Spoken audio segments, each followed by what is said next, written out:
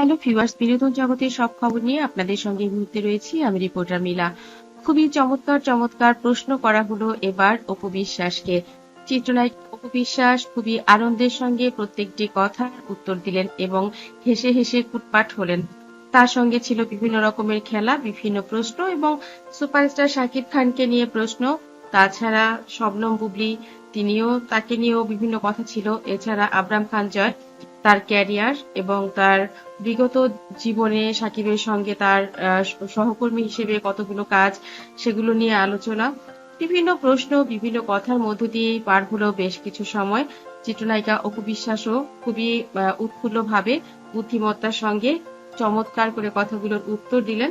আমরা সবাই জানি যে অপু বিশ্বাস খুব গুছিয়ে অনেক সুন্দর করে কথা বলেন এবং তার সঙ্গে কথা বলতে গেলে মনে হয় না যে সময় কোন দিক দিয়ে পার হয়ে যায়। সেরকমটাই ঘটলো। আপনারা দেখতেই পেলেন অপু কত চমৎকার করে কথাগুলোর উত্তর দিচ্ছিলেন। শেষ পর্যন্ত তিনি যেটা চাইলেন শাকিব খানের মঙ্গল।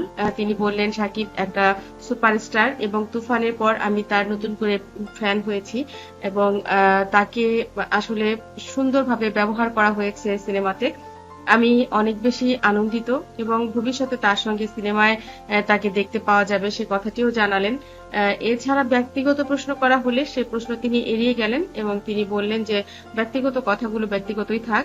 তাকে প্রশ্ন করা হয়েছিল যে আপনাকে বিভিন্ন সময় শাকিব খানের সঙ্গে পরিবারের সঙ্গে দেখা যায়, এ ব্যাপারে কি বলতে চান? তখন অপু বিশ্বাস বললেন আসলে পর্দার বাইরের গল্প যেটা আমাদের পারিবারিক, সেটা আমি আর বাইরে নিয়ে আসতে চাই না। এই প্রশ্নের উত্তর তিনি একদমই দিলেন না। তবে তার কথা থেকে বোঝা গেল যে তারা ভালো আছেন, একসঙ্গে আছেন এবং সাকিবের মঙ্গল কামনা করছেন। অপু বিশ্বাস বুবলির উদ্দেশ্যে বললেন যে তার যদি পারিবারিক ভাবে ডাক্তার দেখাতে হয় তাহলে আমি তাকে এয়ার অ্যাম্বুলেন্সে করে পাঠানোর ব্যবস্থাও করতে পারি, সারা পৃথিবীর যেখানে এসে যেতে চায় সেই টাকা পয়সা আমি প্রোভাইড করতে পারি। তিনি যেন দয়া করে শাকিব খানকে ভালোভাবে কাজ করার একটা পরিবেশ সৃষ্টি করে দেন, তাকে নিয়ে আজে বাজে কথা না বলেন এবং এটাই আমি খুব ভালো করে চাই, বেশি করে চাই দেশ ও দেশবাসীর কাছে। কারণ আমি চাই শাকিব ব্যক্তি জীবনে যেন অনেক ভালো কিছু করে এবং তার যে মোটো অনেক ভালো করা বা সিনেমাকে খুব ভালো একটা জায়গায় নিয়ে যাওয়া।